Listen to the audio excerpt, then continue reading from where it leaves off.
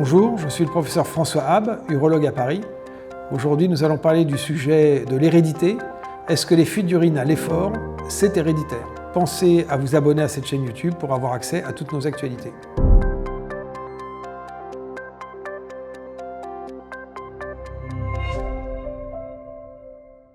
En matière d'incontinence urinaire, mais d'ailleurs plus généralement en médecine, on nous pose souvent la question sur une pathologie donnée.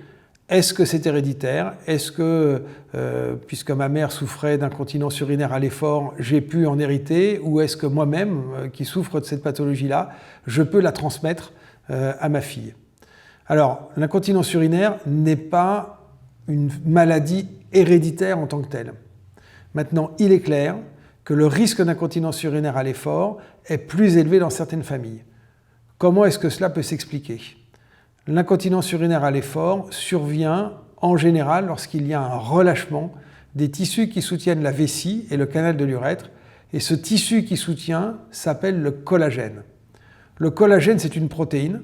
Comme toutes les protéines, c'est codé génétiquement et donc on hérite en quelque sorte de son collagène. Et c'est ainsi que dans les cas les plus paroxystiques, on a des familles avec des hyperlaxités ligamentaires, des hyperlaxités des tissus. Donc ça peut se transmettre. Eh bien, il y a parfois, effectivement, cette notion de fragilité tissulaire qui peut être héréditaire. Alors on s'en rend compte quand on pose les questions, mais on voit que dans la même famille, on va avoir opéré la grand-mère, la mère et parfois la fille.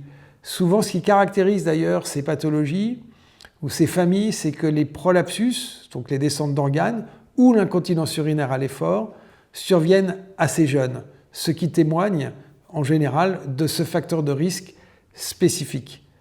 Alors qu'est-ce qu'il faut faire lorsqu'on pense être dans une famille à risque? Il faut essayer d'éviter d'ajouter d'autres facteurs de risque, parce que l'hérédité, on l'a, on ne peut pas s'en séparer. Mais ce que l'on peut éviter, c'est de rajouter d'autres facteurs de risque. Donc faire attention à une constipation chronique, on va faire des efforts régulièrement pour exonérer, ce qui va fragiliser encore plus les tissus. Pensez à faire attention au type de sport et à la quantité de sport que l'on va faire attention dans le cadre de l'activité professionnelle, etc. Et puis pour nous, thérapeutes, lorsque l'on va prendre en charge ces femmes à risque héréditaire, c'est à la fois de choisir une technique qui ne s'appuie peut-être pas trop sur les propres tissus de la patiente, parce que ceux-ci ne sont pas de très bonne qualité, mais surtout de ne pas arrêter les soins à l'intervention chirurgicale, mais de mettre en place ensuite, pour ces femmes plus fragiles, une stratégie que l'on appelle de prévention secondaire, qui est donc d'évitement des facteurs de risque et de poursuivre l'entretien du périnée par de la rééducation de manière assez chronique, répétée, pour justement permettre de renforcer la solidité de ces tissus. Je vous remercie de votre attention. Si vous avez aimé cette vidéo, pensez à la liker pour qu'elle soit vue par le plus grand nombre. À bientôt.